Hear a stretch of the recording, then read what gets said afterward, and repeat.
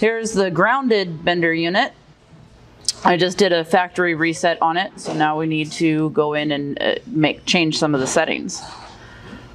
So hit menu, and then we're going to go down to settings, general settings,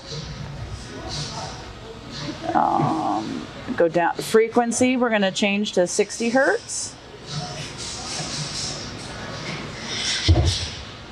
Okay.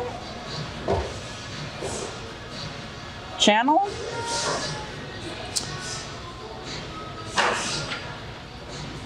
So up here is the channels. If we hit menu on where it says channel and scroll down or up, it changes the channel number. If you scroll through it, you can get to 1.12. So all the settings can be set. If you're setting the settings the same for all channels, you can do it from 1 through 12, so all of it at the same time. So we're going to go down to, we're going to set all of them at the same time, and then we're going to go disable channel 10 and 11 and 12 on this one, as we're not going to be using those channels. Okay. So for number 1, I'm going to hit menu. We're going to leave that at 1. Okay. Scroll down to 2. This is we're going to change to 30 milliamps. Number 3, function. We're going to greater than symbol.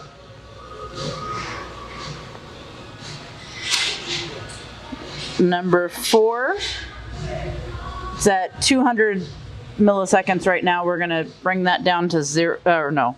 Yeah, T on. T on is 0 milliseconds. So basically, if it sees a fault, it's going to alarm right away. Okay, T off. That one we're going to leave at 200 milliseconds.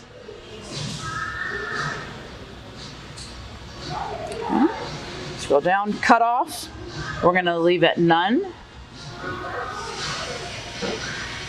Scrolling down to CT. There's different types of CTs. The type of CTs that are in this one are type A. So scroll up and down until you find type A. And this CT monitor we're going to put as on. If we had it off for all of them, then none of the channels would monitor. So we're doing 1 through 12 right now. So we're gonna have it at on, but then we're going to go back up to our channels and, whoops, hit it again. Up and down. So channel 12, we want the CT monitor off. So now it's just programming for channel 12. I'm gonna go down and CT monitor off. Okay. Now go up, change the channel, enter, down to channel 11, scroll down to CT monitor, enter, have it off. Now the same thing for channel 10, hit enter, changing it to channel 10, enter again, go all the way down to CT monitor, turn it to off. Okay. So you may have seen the light go off because now it's showing that it's only got the channels that we are working with. Okay, back into menu, go in to settings. Those were channel settings. We also want to change the relay on this one because of the outside lights on it.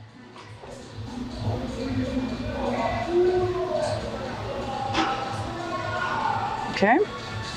Relay 1, mode, normally, open, and test.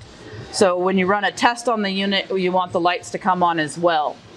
If you just have it as normally open, when you're running a test on the unit, the alarms won't go off. So to make sure everything is functioning correctly, normally open and test for all the lights to go off. Okay, and if it was not on normally open test, hit menu once number 1 is highlighted, and the up and down arrows to change it. Okay, so we want to make sure it's on normally open NO-T. Okay, and the alarm is on. Okay, go back into relay. We want to now check relay 2 for the same thing. Want to make sure the relay mode is on normally open and test. Okay.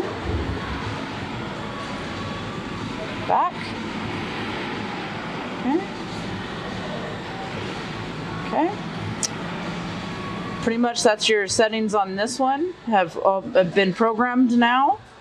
We'll show a fault finding test on this one as well. But I'm just looking at all the other settings. Yeah, this one has a history as well. If you wanted to reset the faults, it shows you when the faults are. And so you can reset it if needed. Okay, so under settings, history, and go down. There we go. It didn't want to go down for a second. Go down to delete, hit enter twice, and now it'll delete all the history of faults that you don't want in there. Especially when testing, you want to know if it was a true fault or one that you were testing. But there's the programming of the grounded Mender unit.